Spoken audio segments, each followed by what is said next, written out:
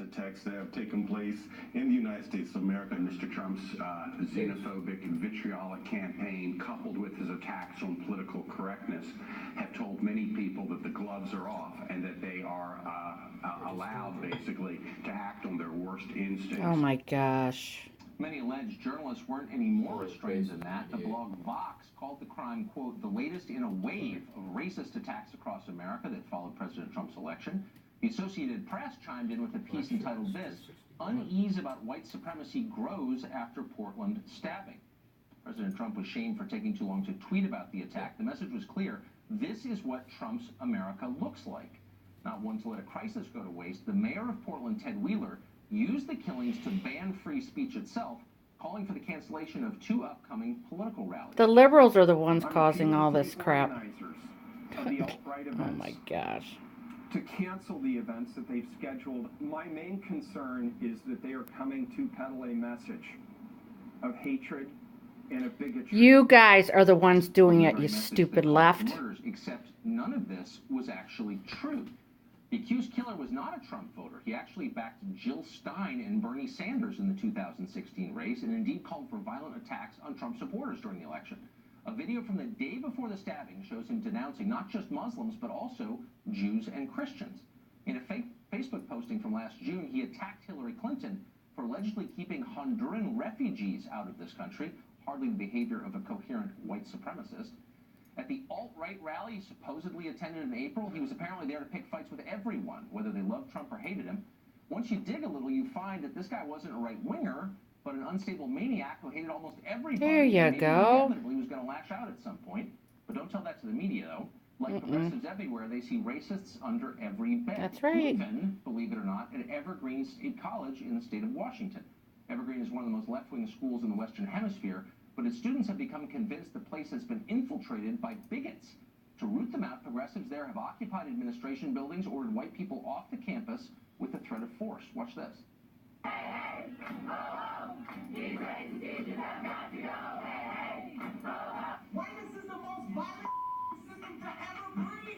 No, actually it's black people. Not all, but majority. You want to know why? Because you're always blaming us. That's not what your ancestors fought for. They fought to be the same. Stop doing the damn race card.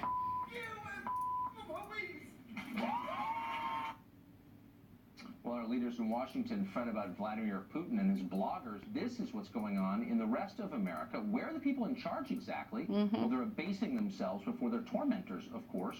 George Bridges, the cringing president of Evergreen, actually thanked the rioters as they screamed at him. He expressed his, quote, gratitude for their, quote, passion and courage in trampling the rights of everyone else.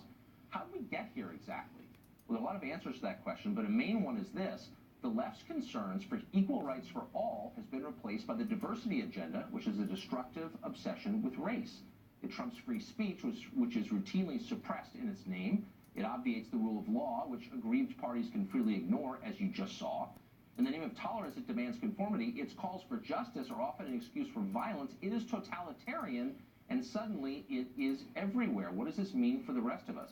Britt Hume is Fox's senior political analyst. He joins us, as he always does, for Perspective.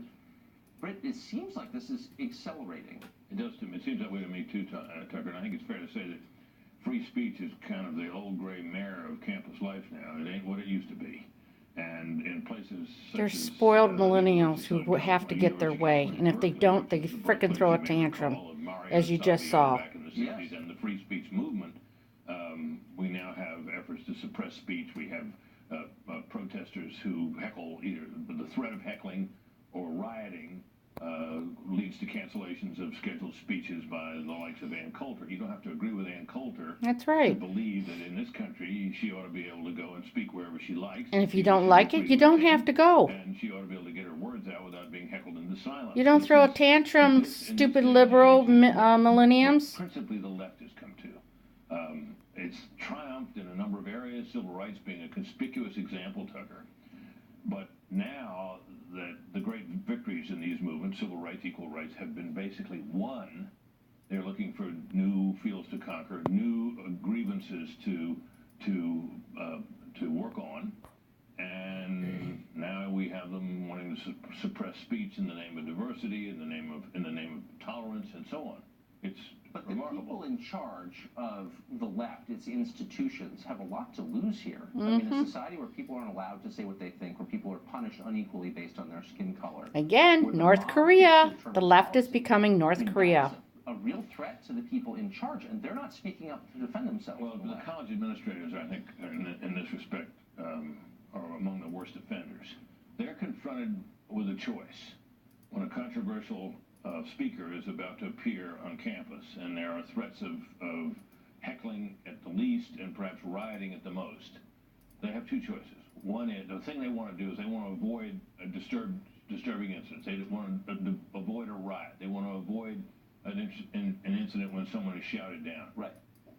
The hard way to do that is to police the event sufficiently that you suppress that kind of behavior, the rioting and the heckling.